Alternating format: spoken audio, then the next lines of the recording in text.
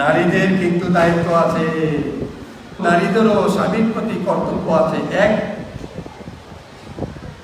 অনুকম্পাতি, অর্থাৎ স্বামীর প্রতি অনুকম্পা করতে হবে, স্বামীর সেবা যত্ন করতে হবে।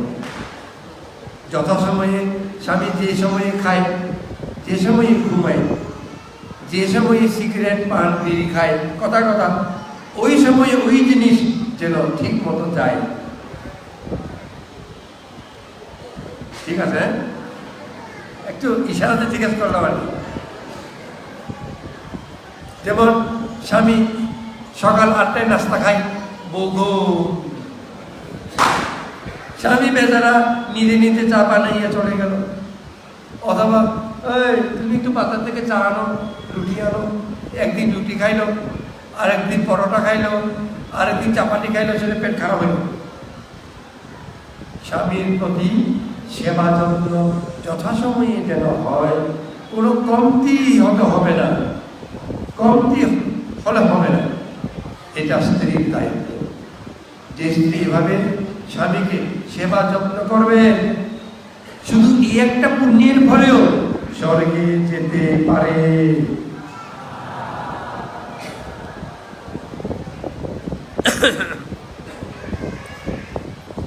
দুই, সংগহিতা পরিজনাচা। সংগহিতা পরিজনাচা অর্থ হচ্ছে স্ত্রী পক্ষের আত্মীয়, স্বামী পক্ষে আত্মীয় আছে না, আছে তো? এই দুই পক্ষের আত্মীয়কে সাহায্য সহযোগিতা করা স্ত্রীর দায়িত্ব। যেমন চুলা সুভদ্রাকে তার বাবা উপদেশ দিয়েছিল, যেমন বিশাখাকে তার বাবা উপদেশ দিয়েছিল যে তুমি যে দিবে তাকে দিও, যে দেয় না তবুও তাকে দিও। এই যে ধার নিয়ে ফেরত দেয় না তবুও তাকে দিও। কাকে বলছে জানেন? গরিব আত্মীয়। ধরেন আপনারা মহিলা, আপনাদের মহিলা পক্ষের আত্মীয় আছে গরিব, আপনার থেকে ধার নিল 50 টাকা, ফেরত দিতে পারল না। এখানে সুভদ্রাকে বিশাখাকে যেরকম বলছে, এখানেও সেরকম বলছে, ফেরত দিতে না পারলে উচিত গরিব, আবার যদি চাই আবার দিও। ফেরত দেয় না বলে তুমি ফেরত দাও নাই, তোমাকে আর দিব না, এইটা করিও না। যেহেতু তোমার আত্মীয়, তোমার স্বামীর পক্ষে আত্মীয়, তাদেরকে এভাবে দিও, দিতে হয়। যারা এভাবে স্বামীর পক্ষের আত্মীয়কে না দিয়া শুধু মেয়ের পক্ষে, আমি মেয়ের পক্ষে আত্মীয়কে গোপনে গোপনে, পাপ হবে। উভয় পক্ষকে দেখো, উভয়কে সাহায্য সহযোগিতা করো, তারা যেন দুঃখ থেকে পরিত্রাণ পেতে পারে, তারা যেন মাথা তুলে দাঁড়াতে পারে। এইভাবে সাহায্য সহযোগিতা করলে আপনার ওই গরিব পরিবার, আপনার স্বামীর পক্ষে গরিব পরিবার, তারা কিছুটা শ্বাস টানতে পারলো, কিছুটা তাদের পরিবার সচ্ছল হলো, মুখে হাসি ফুটলো। এই হাসি ফুটানোটাই দেবরাজ ইন্দ্র চাই। এই হাসি ফুটাতে যে পারে তাকেই দেবরাজ ইন্দ্র পছন্দ করেন। বুঝেছেন? তারপরে কি বলছে? অনাদিচারিণী। অনাদিচারিণী হলো আপনারাও ব্যভিচারিণী হতে পারেন না। স্বামীকে ঠকিয়ে ঠকিয়ে আপনারা বিশ্বাসঘাতকিনী করতে পারেন না। আপনার যেহেতু স্বামী আছেন, এই এক স্বামী ব্যতীত আর কোনো পুরুষের প্রতি আপনারা নজর দিতে পারবেন না। তাহলে আপনার এই দায়িত্ব পরিপূর্ণ হবে না, মহাপাপ হবে, অবিজি নরক পর্যন্ত যাবেন। সুতরাং স্বামীকে ফেলে আর কারো সাথে কোনোদিন গোপনে প্রেমাভিসার করবেন না।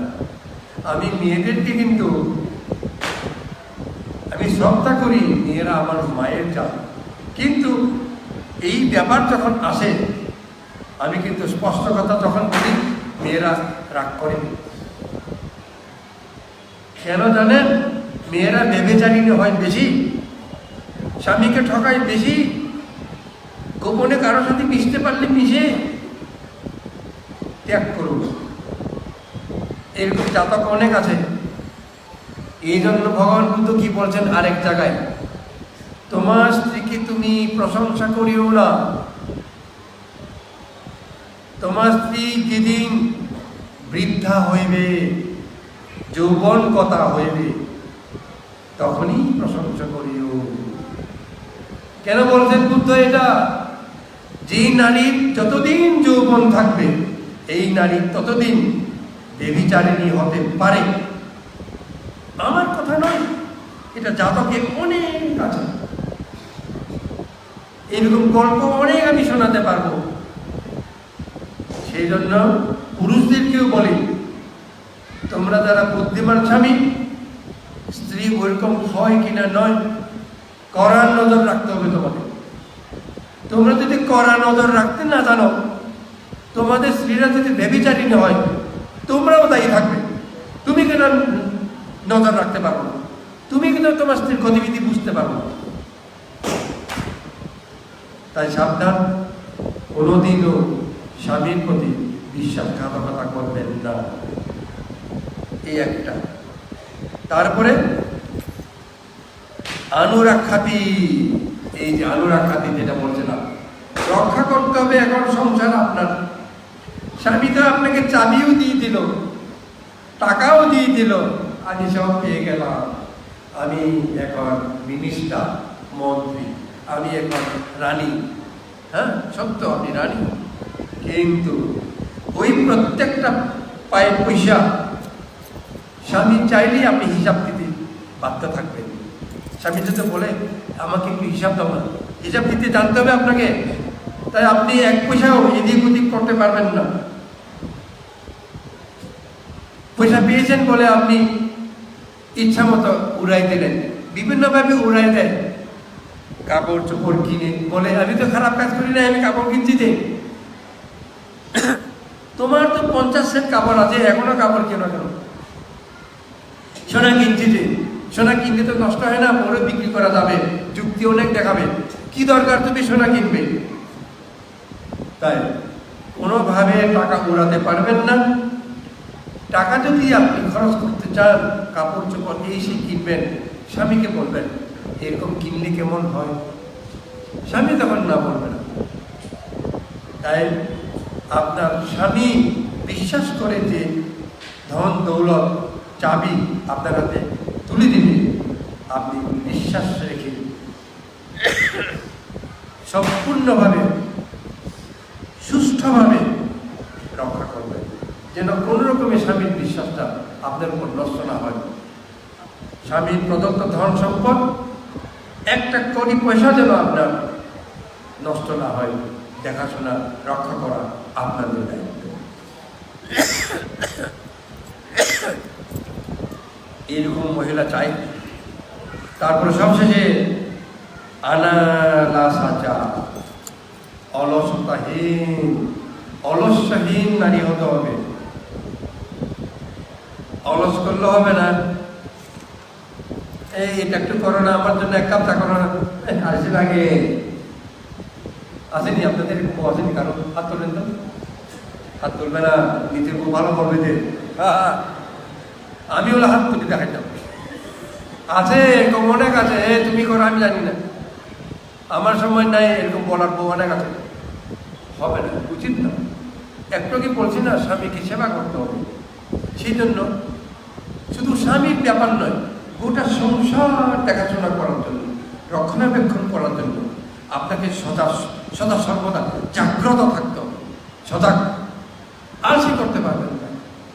যে আলসি করবে আপনার দায়িত্ব পরিপূর্ণ নয়, মনে রাখবেন। তাই যে সকল পুরুষ এবং নারী একটু যে আমি আলাপটা করেছি, এই গুণ সম্পন্ন যারা এই সকল গুণ সম্পন্ন, তারা তাদের পরিবারকে যেমন সুখে রাখতে পারেন, পারিপার্শ্বিক সমাজকেও সুখে রাখতে পারেন। তাই তারা সুখ উৎপন্নকারী, শান্তি উৎপন্নকারী দেবরাজ ইন্দ্র তাই তাদেরকে নমস্কার করেন।